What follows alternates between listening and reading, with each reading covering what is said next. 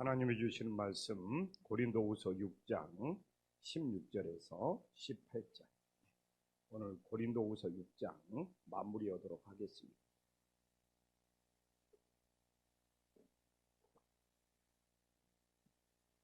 고린도후서 6장 16절에서 18절까지 한 목소리로 하나님 앞에 봉독하겠습니다. 하나님의 성전과 우상이 얼찌일치가 되리요. 우리는 살아계신 하나님의 성전이라. 이와 같이 하나님께서 이르시되 내가 그들 가운데 거하며 두루 행하여 나는 그들의 하나님이 되고 그들은 나의 백성이 되리라. 그러므로 너희는 그들 중에서 나와서 따로 있고 부정한 것을 만지지 말라. 내가 너희를 영접하여 너희에게 아버지가 되고 너희는 내게 자녀가 되리라. 전능하신 주의 말씀이니라 하셨느니라. 아멘. 오늘 고린도후서 6장이 마무리되네요. 정말 궂은 날씨에 길도 미끄럽고 그러는데 새벽을 깨운 우리 성도님들에게 하나님의 큰 은혜가 임하시기를 소망합니다. 또 요새 너무 감기 몸살이 또 유행이라 우리 새벽 기도 멤버 중에 또 이렇게 몸살 감기 걸리신 분들이 제법 있네요. 다들 잘 회복해서 다시 기도의 자리에 나올 수 있기를 간절히 소망합니다. 우리는 어제부터 믿지 않는 자와 믿는 자가 멍에를 함께 밀 수 없고 정말 의와 불법이 함께 정말 할 수 없고 빛과 어둠이 사귈 수 없다는 말을 어제 나눴습니다. 그리고 어떻게 그리스도와 베리알이 조화를 이룰 수 있느냐까지 나누었습니다. 그런데 오늘 16절에는 하나님의 성전과 우상이 어찌 일치가 되리오를 굉장히 자세히 설명해 주고 있습니다. 그렇죠. 어떻게 하나님의 성전과 우상이 일치할 수가 있겠습니까? 그런데 여기서 일치라는 뜻이 굉장히 중요해요. 일치라는 뜻은 무엇입니까? 찬성 투표를 던진다. 그러면 생각해 보십시오. 하나님과 우상이 어떻게 서로 찬성 투표를 던지면서 일치를 이루는 것은 불가능하거든요. 그래서 우리는 정말 우리 마음속에 두 마음을 품지 말고 오직 정말 하나님의 성전만에만 거할 수 있는 믿음의 자녀들이 될 수 있기를 간절히 소망합니다. 근데 우리는 잘 알아야 돼요. 무엇이 하나님의 성전이냐? 구약에서의 성전은 하나님이 임재하는 지성소였어요. 그래서 구약에는 하나님의 성전에 이 법궤가 있는 언약궤가 있는 그 지성소에 하나님이 임재했기 때문에 하나님이 임재하는 그 법궤 언약궤가 있는 지성소가 하나님의 성전이었죠.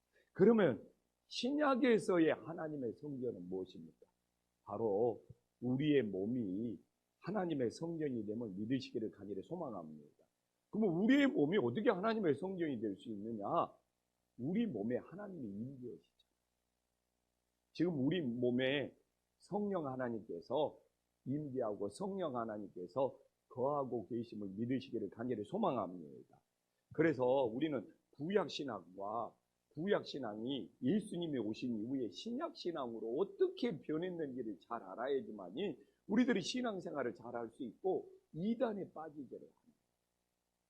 구약에서는 하나님이 임재하는 이 지성소가 하나님의 성전이었다면 예수님이 오신 이후에 성령을 보내주셔서 이제는 성령이 우리 안에 임재하기 때문에 성령 하나님이 우리 몸이 하나님의 성전이 된다는 것을 알아야지만 우리들이 영적인 싸움에서 승리할 수 있어요.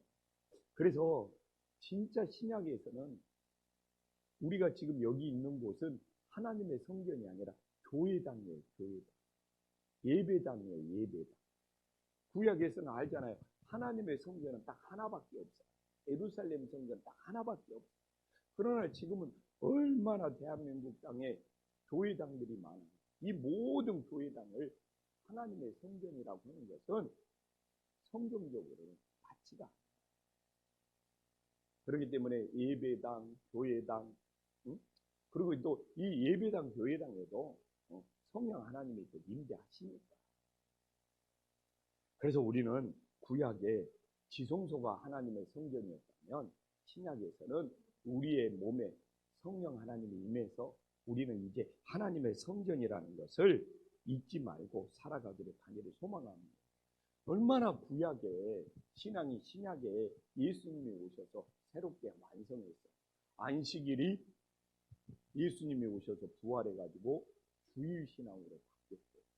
근데 이만희 신천지나 안상홍 하나님의 증인은 여호와의 증인은 안식일을 지켜요. 그럼 어떻게 돼요? 예수님의 부활을 인정하지 않는다는 거예요. 야, 우리는 예수님의 부활을 인정하고 예수님과 함께 부활하고 싶어서 예수님이 오신 이후에 주일을 지켜요. 구약에서 율법이 신약에서는 복음이 돼요.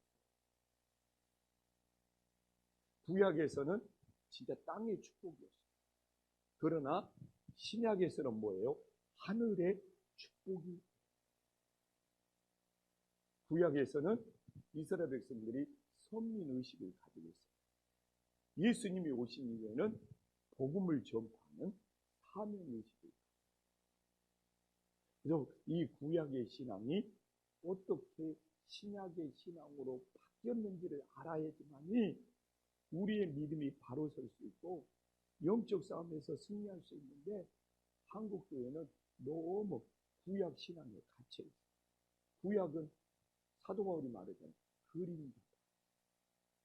예수님이 모든 신앙의 본체가 되고 실체가 되는 믿으시기를 간절히 소망합니다. 우리는 본체가 되신 실체가 되신 예수님을 만났어요. 그러면 더 이상 그림자는 필요가 없는 거죠. 우리가 예수님이 오시기 전에는 그림자로라도 어렴풋이 정말 봐야 됐지만, 이제는 그 그림자의 실체가 되고 본체가 되는 예수님이 딱 오셨는데, 그래서 우리는 구약의 그림자를 바라보고 신앙생활하는 것이 아니라 정말 우리의 구원자가 되시는 예수님만 바라보며 신앙생활을 할 수 있기를 간절히 소망합니다. 그래서 하나님과 우리의 관계를 오늘 말해주고 있잖아요. 응? 하나님과 우리의 관계는 뭡니까? 정확히 나오잖아요.